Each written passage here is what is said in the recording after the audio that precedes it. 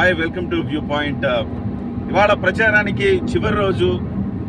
గత నుంచి కూడా నేను చెప్తున్నా, చిరంజీవి గారు ప్రచారానికి వస్తారు అని చెప్పేసి చాలా స్పెక్యులేషన్స్ ఉన్నప్పుడు నేను ఒక వీడియో చూసాను, మీరు వెనక్కి వెళ్ళి చూసుకోవచ్చు.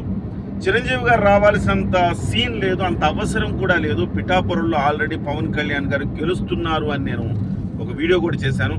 అయితే ఒకవేళ చిరంజీవి గారు ఒక సంకేతం, ఇండికేషన్ ఇవ్వాలంటే దత్తాత్రేయ స్వామిని దర్శించుకోవటానికి, ఆ టెంపుల్ని దర్శించుకోవటానికి వచ్చి ఆయన జస్ట్ దైవ దర్శనం చేసుకుని వెళ్ళేటప్పుడు డెఫినెట్గా అడుగుతారు. అడిగినప్పుడు నా మద్దతు నా తమ్ముడికే అని చెబితే సరిపోయేది. అంతకుమించి ఆయన ప్రచారం చేయాల్సిన అవసరం లేదు, రోడ్ షోలు అలాంటివి చేయాల్సిన అవసరం లేదని చెప్పా. ఎగ్జాక్ట్గా అదే జరిగింది. చిరంజీవి గారు నేను ప్రచారానికి రావడం లేదని చెప్పారు. ఒక వీడియో కూడా రిలీజ్ చేశారు.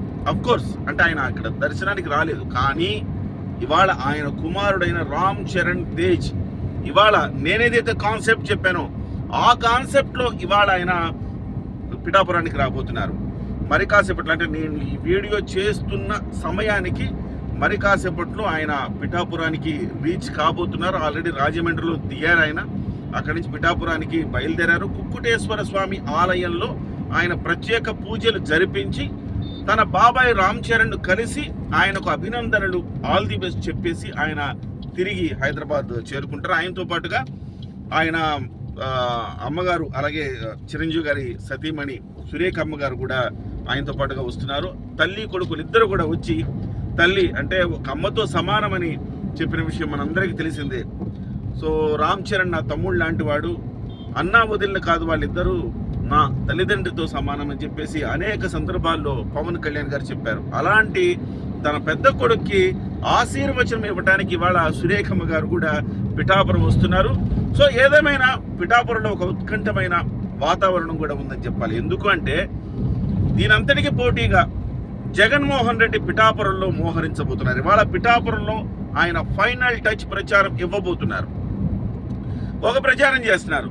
ఎందుకు పవన్ కళ్యాణ్ ఒక వంగా గీతం మీద గెలవడానికి ఇంతమంది ఎందుకు వస్తున్నారండి? సాయి ధర్మ తేజ్ వచ్చాడు, వాళ్ళ తమ్ముడు వచ్చాడు, వరుణ్ తేజ్ వచ్చాడు, ఇవాళ రామ్ చరణ్ తేజ్.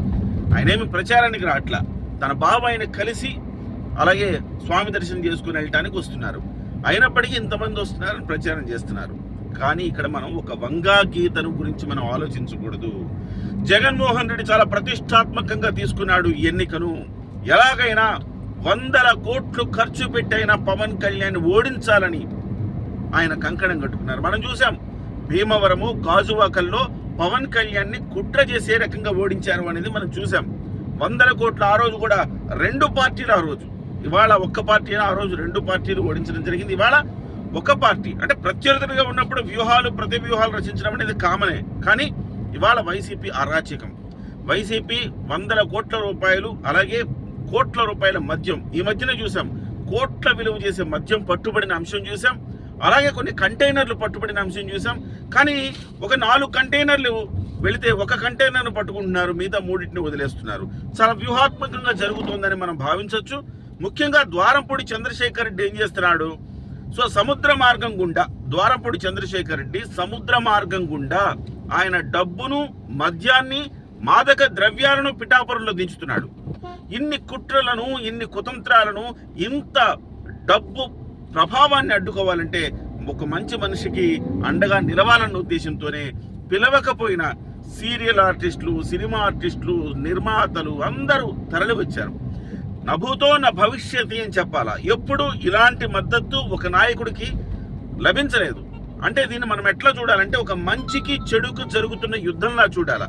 ఒక మంచిని గెలిపించాలని అనేక మంది తాపత్రయపడి తమ సొంత డబ్బులు ఖర్చు పెట్టుకొని సొంతంగా స్వచ్ఛందంగా పిఠాపురంకి వచ్చి ప్రచారం చేస్తున్నారు. ఇవాళ చూడాలి, జగన్ వర్సెస్ రామ్ చరణ్. రామ్ చరణ్ కేవలం ఒక టెంపుల్కి రావటం, అలాగే వాళ్ళ బాబాయిని కలవటానికి మాత్రమే వస్తున్నాడు. అదే కనుక రోడ్ షో చేస్తే గుండెలు ఆగిపోతాయి వీళ్ళకి. సో రామ్ చరణ్ అనే వ్యక్తి ఇవాళ మామూలు స్టార్ కాదు, గ్లోబల్ స్టార్. జగన్మోహన్ రెడ్డి గారు జైలు స్టార్. మరి జైలు స్టార్, గ్లోబల్ స్టార్ ఇవాళ పిఠాపురంలో ఇద్దరు ఉంటున్నారు. ప్రజలు కాస్త ఈ ఇద్దరిని ఏ రకంగా రిసీవ్ చేసుకుంటారో చూడాలి.